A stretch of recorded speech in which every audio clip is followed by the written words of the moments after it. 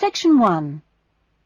Gavin, a newly arrived student, wants to insure the contents of his apartment. He calls an insurance agent to ask for information. First, you have some time to look at questions 1 to 6.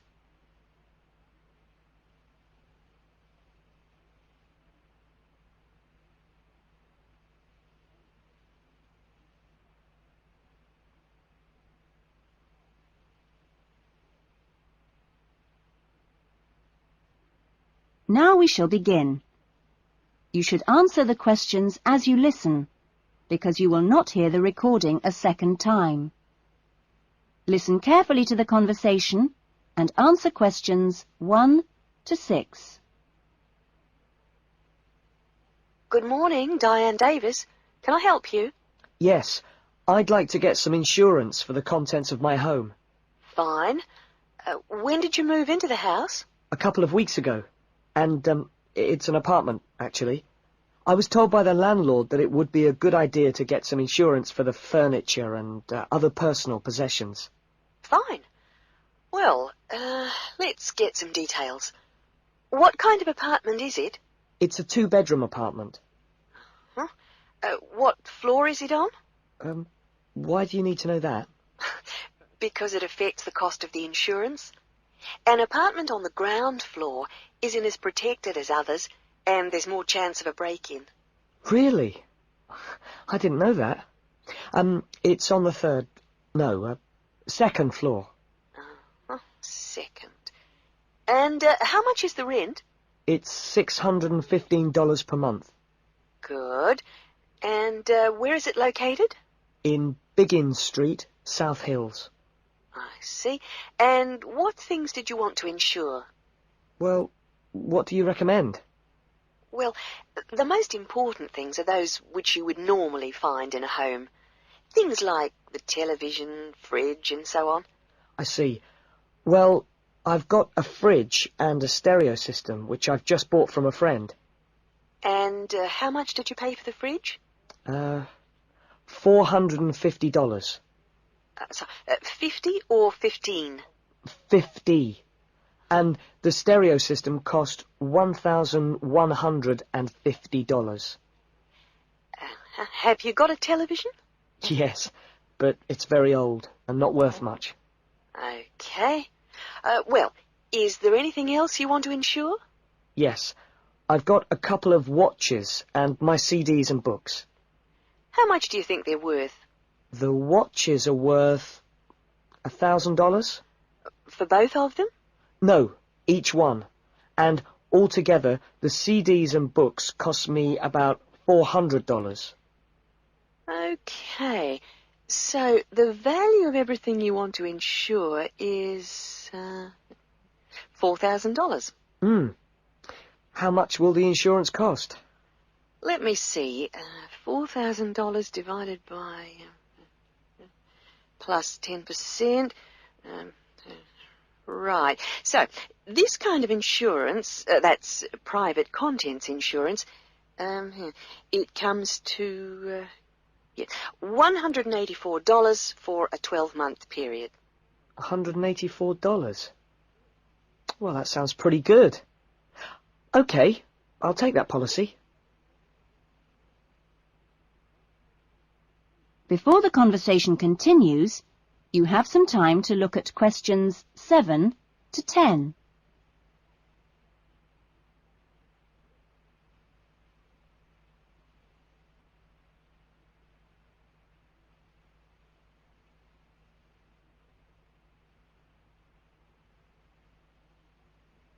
Now listen carefully and answer questions 7 to 10.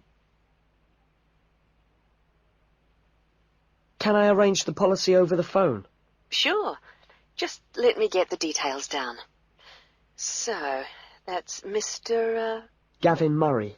That's Murray. And the address is? It's 16C, Biggins Street, South Hills. Okay. 16C, Biggins Street, South Hills? That's right. It's 2 words. South Hills. And your date of birth is? 12th of November, 1980. And your contact number? Home phone number is 9872 4855. Right. And, you're Australian? No, I was born in London, although my mother is from Tasmania. Oh, really? Whereabouts? Hobart.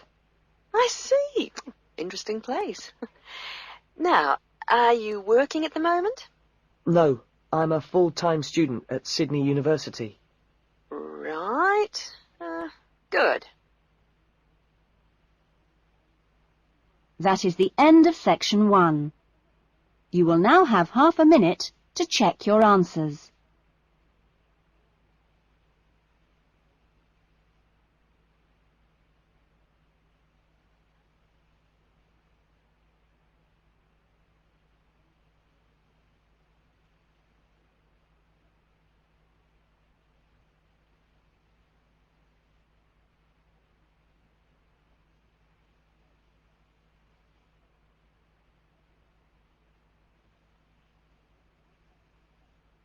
Now turn to section 2.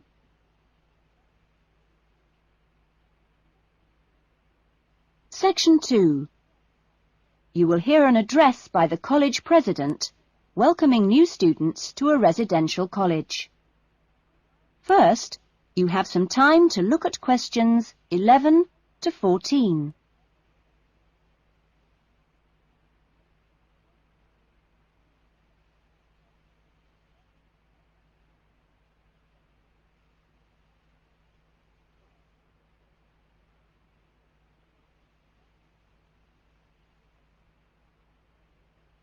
Now listen carefully to the first part of the talk and answer questions 11 to 14. Well, good morning, everyone. It's good to see you all here. Welcome to Smith House. Smith House, as you may or may not know, is one of the oldest residential colleges of the university. As you can see, the building you're in now, which contains this main lounge, the dining room, the recreation room, the kitchen and the offices, was part of the original old house built in the 1840s to be used by the family of George Smith. That's, of course, how the house and college got their names. The original house was converted into a residential college for the university in 1940, and since then has continued to be added on to and modernised. You'll notice when you receive your room allocation in a few minutes that your room number either begins with the letter N, S or W, like this one here. The first letter refers to the 3 wings of the college, which come away from this main building. Of course, the letters represent the 3 directions, in this case, north, south and west. Each wing has 2 floors, and so the next number you see is either 1 or in this case 2, and this indicates which floor your room is on. The number after that is your individual room number. So it's quite simple to find any room by going to the right wing, then floor, and then room number. Before you hear the rest of the talk, you have some time to look at questions 15 to 20.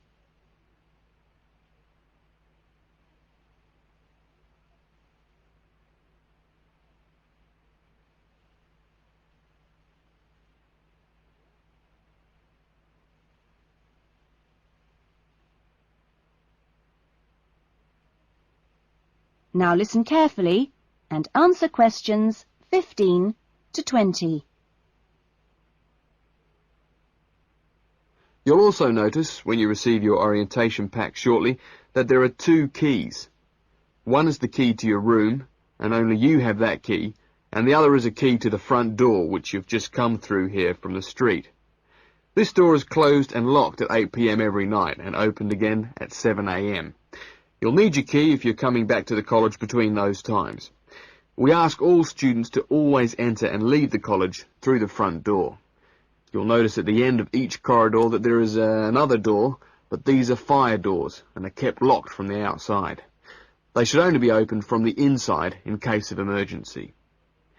In your fees, you've paid a laundry fee, which covers the cleaning of bed linen and towels. All bed linen and towels are clearly embossed with the name Smith House, so it's easily identifiable. If you want your other laundry to be done by the college, this can be arranged for a small extra fee. There are only a few rules here at Smith House, and we have these rules so that we can all live comfortably together. The most important rule is that there must be no noise after 9 p.m. There is also no smoking in the rooms or anywhere inside the college, but smoking is permitted on the balconies. All meals are served in the dining room. Meal times are listed in your orientation pack. Please read these carefully, as meal times cannot be changed, and if you arrive late, I'm sorry to say, you'll just go hungry. If you're unsure about things, each floor has an elected floor senior, who is usually a student in their 3rd or 4th year of study, who's been at Smith House for a while. The floor seniors will introduce themselves later today and answer any questions you have. But for now, I'm going to hand you over to Marnie, who is going to give you the orientation packs and keys. Thanks, Marnie. That is the end of section 2. You will now have half a minute to check your answers.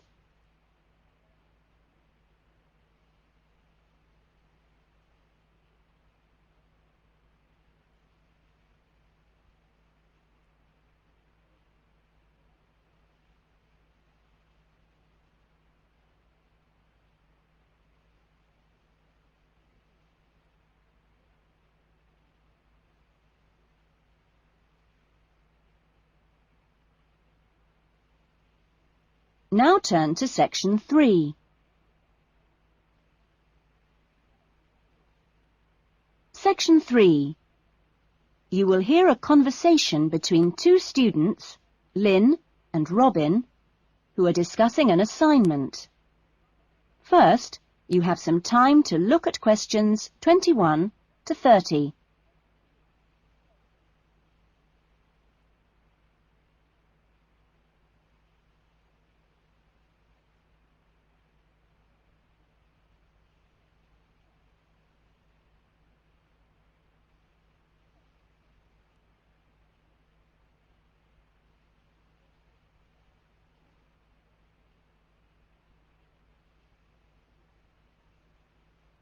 Now listen carefully to the conversation and answer questions 21 to 30.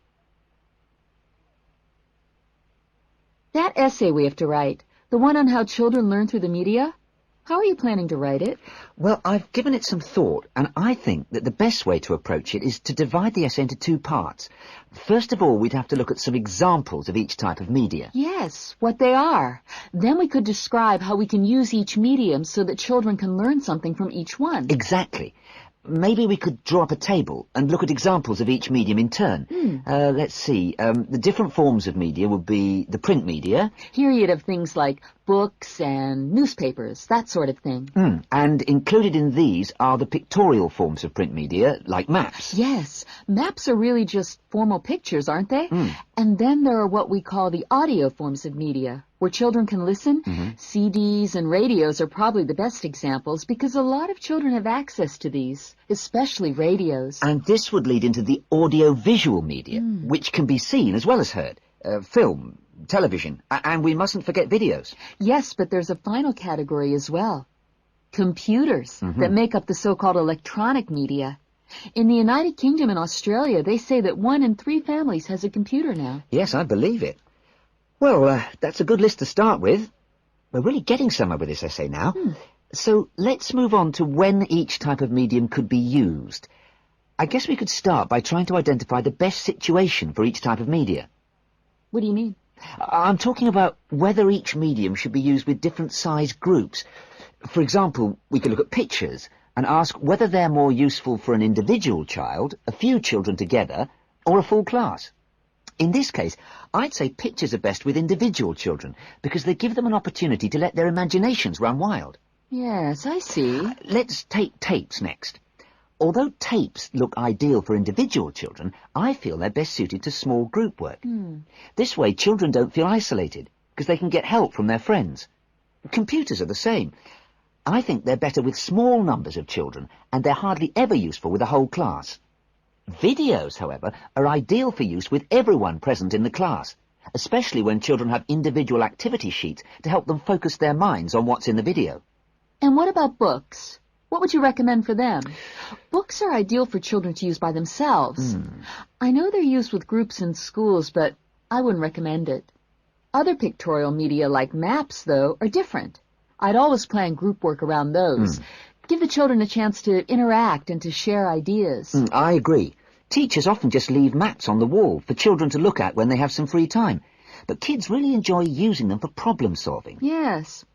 Different people have different ideas, I suppose. Yeah, and different teachers recommend different tools for different age groups.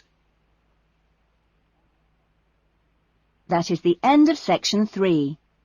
You will now have half a minute to check your answers.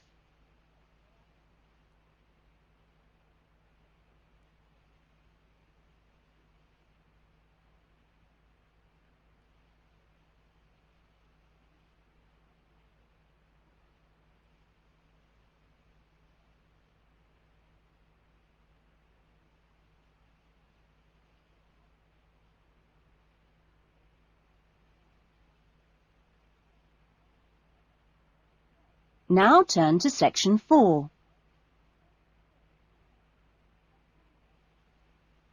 Section 4. You will hear a lecturer talking to a group of students at the beginning of a course in rural development. First, you have some time to look at questions 31 to 40.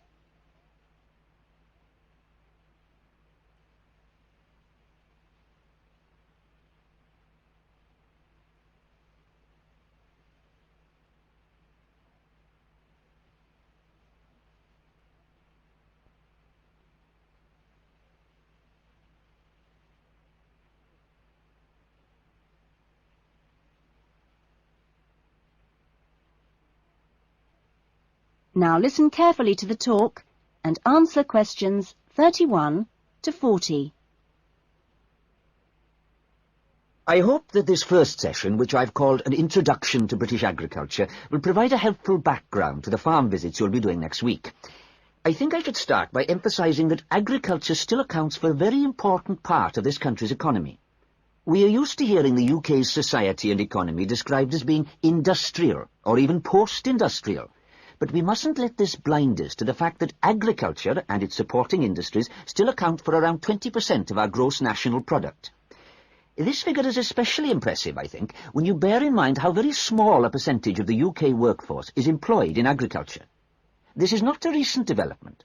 You would have to go back to 1750 or so to find a majority of the workforce in this country working in agriculture.